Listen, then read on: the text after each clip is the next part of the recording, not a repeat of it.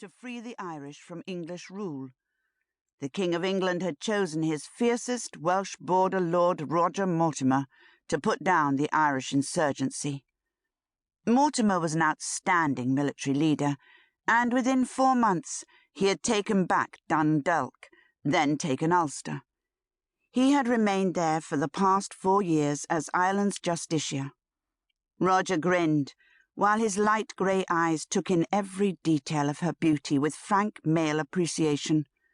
"You have a knack for making a man feel like a conqueror, Jory." He took her fingers to his lips. "Your husband is a lucky devil." Jory de Beauchamp rolled her eyes. Here comes the devil now.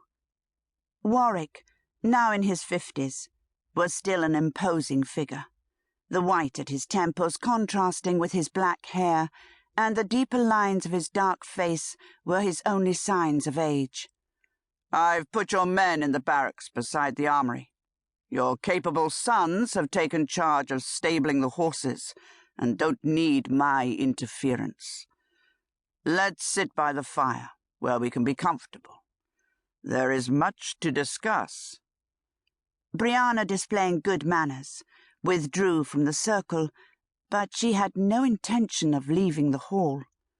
She sat down in a window embrasure where she could hear everything her elders said.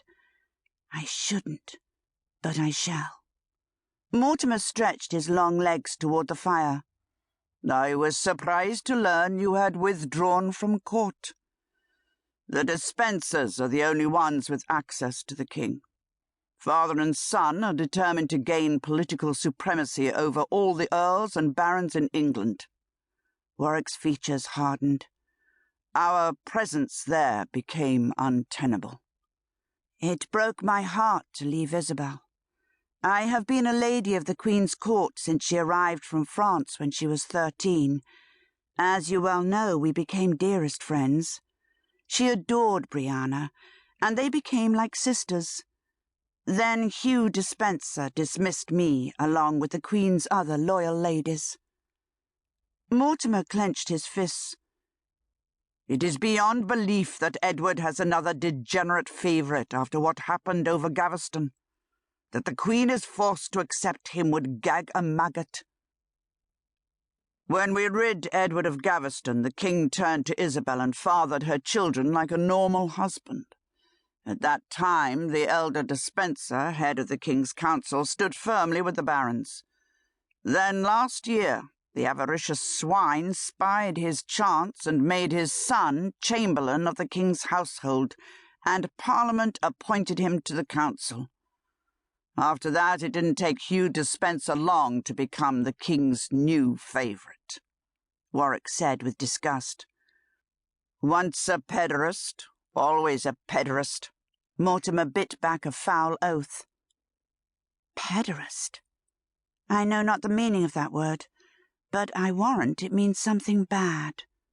Brianna decided she would ask her mother, but not in the presence of her father. He would keep me innocent forever. "The avaricious Despenser is the reason I returned from Ireland.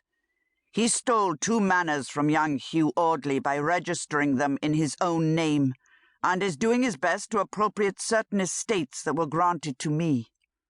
Hugh Despenser covets the lordship of Gower, which lies along his lands in Glamorgan. Gower belongs to John Mowbray, but Despenser claims he never got a licence from the king. He's urged Edward to declare it forfeit and grant it to him." Mortimer flung out his arm in a flamboyant gesture. "Since when did a Welsh Marcher Baron ever need a licence from the King of England for his land? Marcher Barons have had the privilege of Welsh land for centuries." "Roger Mortimer has such a commanding royal presence.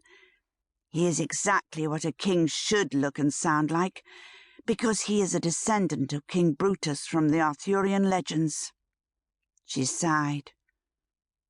"Obviously Despenser is trying to build a large lordship for himself in what has always been the Marcher Baron's power base." Warwick made no effort to hide his contempt for the Despensers. "Exactly," Mortimer said grimly. "His aggrandizement is a direct